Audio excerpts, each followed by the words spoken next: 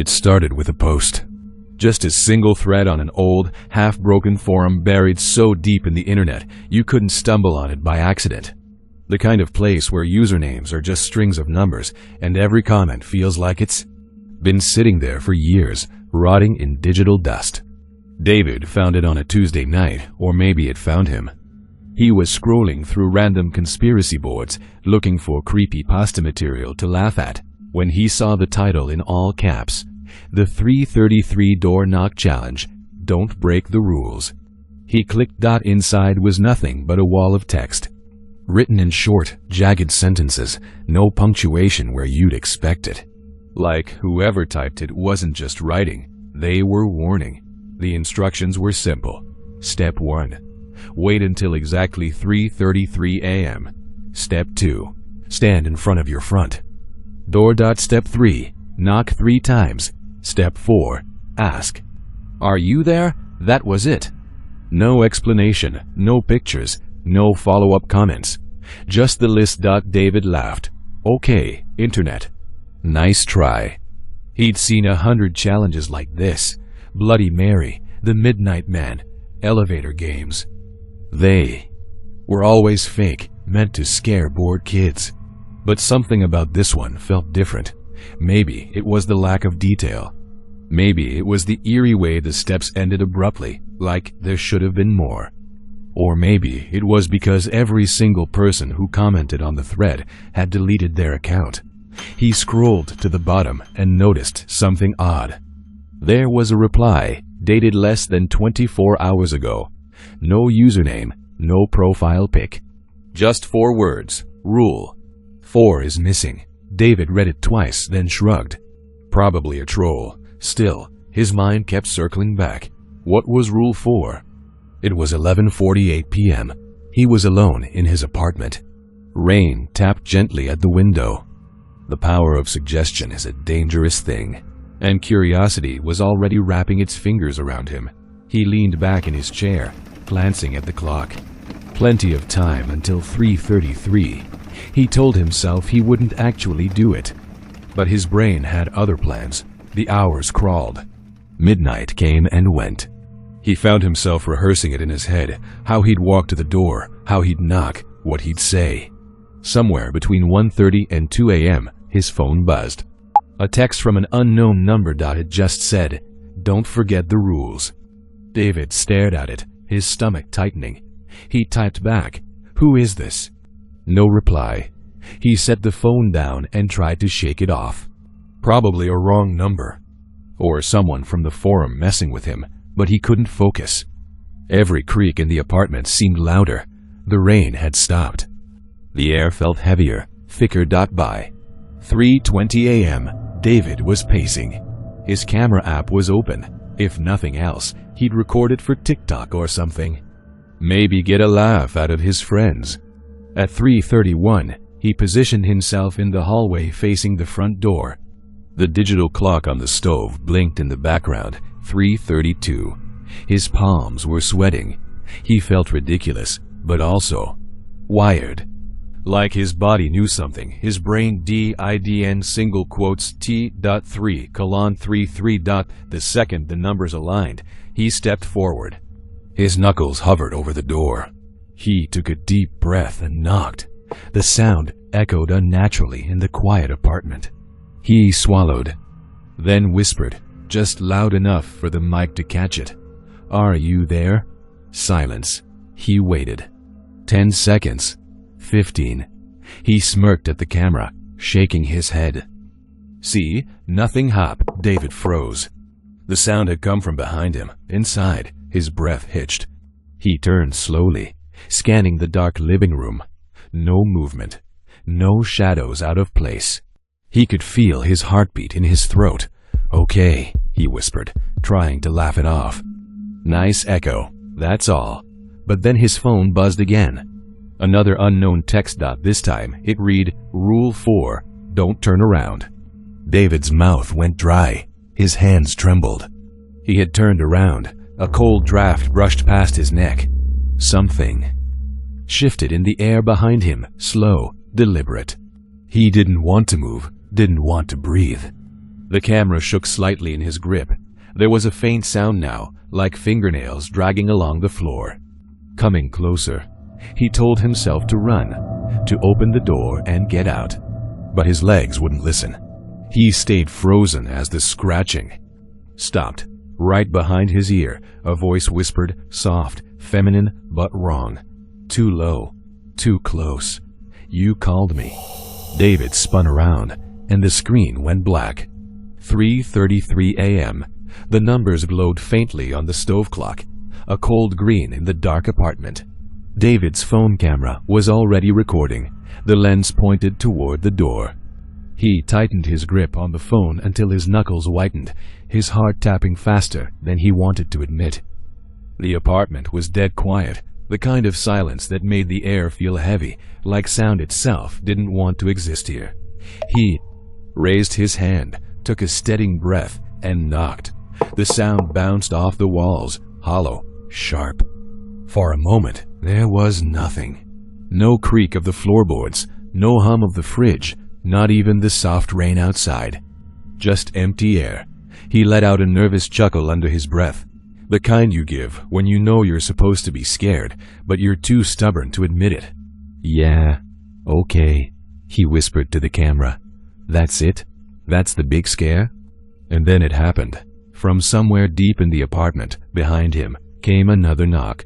The sound was slower, heavier, and perfectly matched the rhythm of his own. His smile froze. The hairs on the back of his neck rose in unison, his skin prickling with static. The knock hadn't come from the hallway outside. It came from inside the apartment. He turned his head slightly, not wanting to take his eyes off the front door, but needing to check his periphery. The living room beyond was dim, the couch barely visible in the shadowy light from the street lamp outside. Nothing moved. His breathing had changed without him noticing, shallow, quick. His chest felt tight. He swallowed, wetting his throat. Echo, he muttered, almost convincing himself. It's just... It bounced off somewhere. He waited. The camera shook faintly in his hand. Seconds crawled by. Just as his muscles began to loosen, the sound came again. This time, they were slower, deliberate, not an echo. Someone or something was knocking back. David's mouth went dry. His other hand slid to the door handle without him realizing, the instinct to flee starting to crawl up his spine. But the air felt different now, heavier, colder. Like the room had shifted. Somewhere behind him, faintly, came the scrape of something dragging against the floor. A sound too slow to be a step, too irregular to be anything mechanical. It was moving toward him. He spun halfway around, his phone, catching only the edge of the darkened hallway. It was empty, or at least looked empty.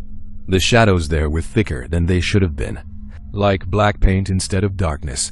He turned back toward the door, trying to focus on what was in front of him. That's when his phone buzzed in his hand. He glanced down at the screen. A message from an unknown number. 4 words. Don't turn around again. David blinked, his mind scrambling. Again? Had someone been watching him? He'd already turned. Once after the first knock, a cold pit formed in his stomach. Whoever this was, they knew exactly what he was doing. The scraping had stopped. He could feel it now, not just hear it. The presence. The awareness of something else sharing the air with him. Close. Too close. The camera caught his breath hitching, his knuckles tightening around the phone until the plastic case creaked. He wanted to speak, to tell the empty room to knock it off, but something in his gut told him that acknowledging it out loud would be the wrong move. Then, from inches behind his right ear, came a sound so faint it was almost imagined. You called me. The words slid into his skin like ice water. His vision tunneled, his pulse crashing in his ears. He jerked forward, spinning on his heel, but the hallway was still empty. Just shadows. Just dark. He swallowed hard, every nerve in his body screaming at him to leave, to open the door and get out. But his legs didn't obey. He stepped toward the hallway instead, as if drawn by a rope around his chest. The phone's light caught something on the floor, a faint, wet smear. Thin streaks glistening under the LED, it trailed from the hallway into the living room, disappearing behind the couch. David's voice was shaking now, caught between disbelief and fear. Okay, this is someone messing with me, right? Right. The sound came from the couch area. He raised the phone higher, the camera light slicing into the dark. There was nothing there. Just the edge of the couch, the old rug, the shadowy corner dot, and then, without warning, the knocking came again. This time it was on the front door. The same door he had just knocked on minutes before. The sound made him jump, his phone wobbling wildly in the frame. He turned back toward it, his breath sharp. Whoever, or whatever, was doing this was moving faster than he could process. First behind him, now in front of him again. Another text vibrated through his hand. Don't open it. David stared at the glowing words. His fingers twitched toward the handle. Anyway, his mind screamed at him not to, but his curiosity was a living thing now, gnawing at his reason. He wanted, needed, to know what was on the other side. He wrapped his hand around the cold metal knob. He turned it slowly. The latch clicked. The knocking stopped. The door didn't move. He gave it a light push. It didn't open. Something was holding it shut from the other side. His phone's light flickered. In that brief dimness, he saw it, a pale, thin hand slipping through the gap. Between the door and the frame, fingers stretching toward his. The fingers were impossibly thin, skin stretched tight over bone, pale like candle wax.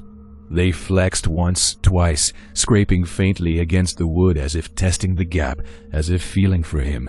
David's breath caught in his throat. His grip on the doorknob faltered, and for a moment he thought of slamming it shut, locking every bolt he had. But his body didn't move. His mind was screaming one thing, and his muscles obeyed another command entirely, a quieter, hungrier instinct whispering, see what it wants. The hand inched further through the gap, wrist bending at an unnatural angle, like the bones inside were too soft. The nails were long, not sharp, but yellowed and ridged, curling slightly at the tips. They brushed the side of his wrist, cold enough to make his skin tighten and gooseflesh crawl up his arm. He flinched back, the movement breaking whatever spell had frozen him. His hand flew to the edge of the door and shoved hard. The door slammed, the latch catching with a metallic click.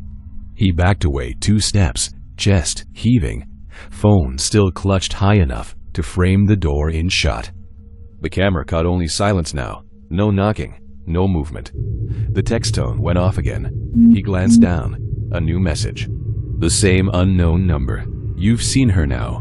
Don't let her in. David's pulse was a drumline in his ears. He typed furiously, "Who are you? What is this?" But the screen stayed stubbornly still, no typing bubbles. No reply. A faint sound reached him from the hallway, so soft at first it could have been the building settling. A whisper of movement. A scuff like bare feet sliding across the floor. He turned toward it slowly, the camera light cutting a narrow cone into the dark. She was standing there, too far to see clearly, but close enough that the outline was wrong. Her shoulders were hunched forward, her head tilted slightly as if studying him. Her arms hung too long, fingertips nearly grazing her knees. David froze. The air between them felt electric thick, hard to breathe in. She didn't move, didn't speak. Just watched. He swallowed hard, voice shaking. "What do you want?" The answer came, quiet but carrying through the silence like a blade through cloth. "You called me." The same words as before. The same wrong cadence, like the syllables were shaped with a mouth that didn't quite understand human speech. She began to walk toward him, slow, steady, bare feet making no sound against the wood. David stepped back, his own breathing hitching. Into panic. Stay there," his voice cracked. He glanced to the door. He could make it. He could run. But before he could move, his phone buzzed violently in his hand. The text glowed bright against the darkness. "If you run, she follow. If you hide, she wait." His fingers went cold. His eyes flicked back to her, closer now. She was almost in the light, her face. It wasn't wrong in the obvious way, not deformed or monstrous. It was wrong because it looked like his. Every feature mirrored, but too still, like a wax replica that had never learned how to blink. Her mouth curved into a smile that stretched half an inch too far. David's knees nearly gave out. The camera in his hand wobbled wildly. She spoke. Again, but this time her voice overlapped with his own, perfectly matched in tone and rhythm, like she was playing back his words from earlier. "What do you want?" The sound rooted him to the floor. It was hearing his own fear coming from her mouth that broke something in his mind. She took another step. The lights in the apartment flickered violently, and for just a fraction of a second, there was not one of her, but three. All standing at slightly different distances, all with the same face, all staring at him. David's phone beeped again. "Don't blink." His eyes burned instantly from the effort. His vision blurred. The nearest one tilted her head further, almost curious. Then, without moving her feet, she was closer. Half the distance gone in an instant. David's resolve snapped. He turned and bolted for the kitchen. The camera jostled violently, catching glimpses of dark corners and overturned chairs. His sock slid on the tile as he yanked a drawer open, looking for anything that could be used as a weapon. When he looked back toward the hallway, it was empty. He forced a shaky laugh, gripping the handle of a kitchen knife. Okay. You're gone. He spun so fast, the knife almost slipped from his grip. Nothing there. Just the fridge, humming softly. The knocks came again, from inside the fridge. The voice was soft, almost tender, but it curled around his spine like a cold hand, each word sliding into his skin. "You called me." His lungs locked. The sound didn't feel like it came from in front of him or behind him. It was inside. His head pressing against his thoughts. Before he could even think to move, the front door gave a long, slow creak that it opened by itself, inch by inch, revealing nothing but a solid wall of darkness. Not the kind of darkness you see in an unlit room. This was thicker, like it had weight, like it would stick to your skin if you stepped into it. The air that spilled from it was colder than winter, heavy enough to make the hairs on his arms lift in unison. Then he saw it. From the black gap between door and frame, a hand emerged, pale, almost translucent, the skin stretched over tendons, and bones that shifted unnaturally under it. The nails were cracked, jagged, yellowed at the tips. The hand moved with a strange calm, reaching upward, fingers curling like it was tasting the air.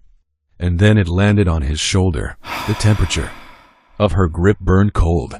His skin recoiled instantly, but his muscles froze. The fingers tightened, not painfully yet, but with the certainty of something that would never let go. He tried to shout, but no sound came out. His phone, still in his right hand, shook violently as his body spasmed against the cold. The camera caught the edge of that pale wrist and nothing beyond it. His breath grew shallow, fast, uneven. The hand pulled out. It wasn't a violent yank, but a steady, inescapable draw, like a tide pulling him toward deep water. His heels scraped along the floor. His free hand clawed at the doorframe, but his fingers slid uselessly over the wood. The door opened wider as she drew him closer. The darkness inside seemed to breathe, inhaling him inch by inch. His phone slipped from his grip. The camera, lying sideways, captured him from the knees down as his legs jerked and strained against whatever was pulling. A muffled whimper escaped him as his toes crossed the threshold into the dark. The moment his foot passed over, the air seemed to vanish. His breath was ripped from his chest. The shadows swallowed his legs, then his torso. The grip on his shoulder tightened suddenly, and then he was gone. The door shut so hard, the whole frame rattled. The camera kept rolling, its view angled toward the silent, still door. The faint hum of the apartment returned like nothing had happened. Seconds passed, 10, 15. Then a faint sound filtered through the speaker. Breathing. Slow, deliberate. Not from the side of the door where David had been, but from the side facing the camera. It grew louder. Closer, then stopped completely. A pale fingertip slid into view from the bottom of the frame, tapping the phone once. The recording ended.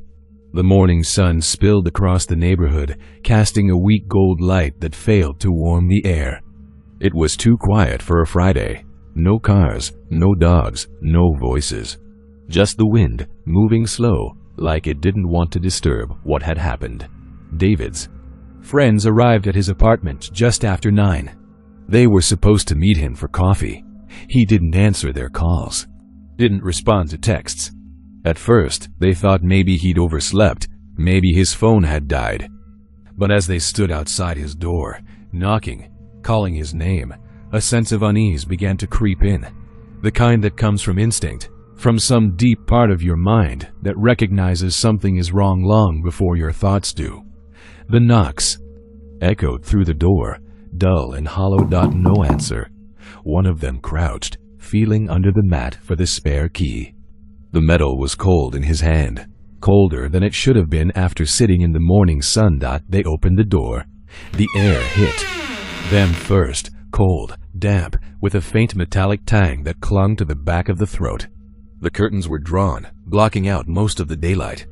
The room was dim, shadows clinging in the corners like cobwebs.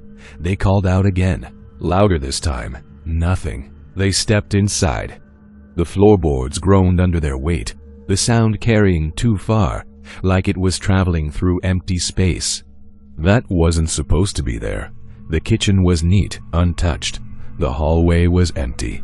But in the living room, beside the couch, something caught the light. A phone, lying face down on the carpet. One of them picked it up. The screen was cracked. The camera app was still open, frozen on the last frame it had recorded. He tapped the screen, and the video began to play. The timestamp in the corner read 3:33 a.m. They watched David, standing stiff in front of the door, eyes darting toward the hallway. His lips moved, whispering something they couldn't make out. He knocked 3 times. The room stayed silent for a few seconds. Then the camera jerked. Something pale had moved behind him. The image glitched, freezing on a distorted frame of David's face twisted in panic. When it unfroze, the view was sideways. The phone must have fallen. From the angle, only his legs were visible as he staggered back, then lunged forward like something had grabbed him. The front door opened on its own, creaking into the blackest dark they'd ever seen on a screen. David vanished into it without a sound. The door slammed shut so hard the camera shook. The video didn't end. For a long moment, there was only the shot of the door. Then, from somewhere in the silence, a whisper began to crawl out of the speaker. "Now it's your turn to knock." The voice was so close it felt like it had been spoken into their own ears. The screen went black. The friend holding the phone dropped it instinctively. It hit the carpet with a dull thud. Both of them stood frozen, eyes locked on the closed front door. They didn't speak, didn't move. Then, somewhere deep in the apartment, or maybe not in the apartment at all, came 3 slow knocks. They turned and left without locking the door, without looking back. That night, in their own homes, miles apart, both of them heard it again. 3 slow, deliberate knocks. And now I have to ask you something, because maybe you've heard it too. Maybe you felt the air in your room shift, colder for no reason. Maybe you've been awake at 3:33 a.m., staring at your door, wondering if someone was standing on the other side. Maybe you've knocked. And maybe something knocked back. If it has, I want to know. Send me your story, the real one, not something you read online, not something you made up for fun. I want the truth. Tell me what happened, where you were, what you saw, what you heard. You can write it out, or you can record your voice if you're brave enough. Because in this place, your voice doesn't just tell the story. It becomes part of it. Email your experience or send it through the contact link in the description, but think carefully before you share. Sometimes when you speak about them, they hear you.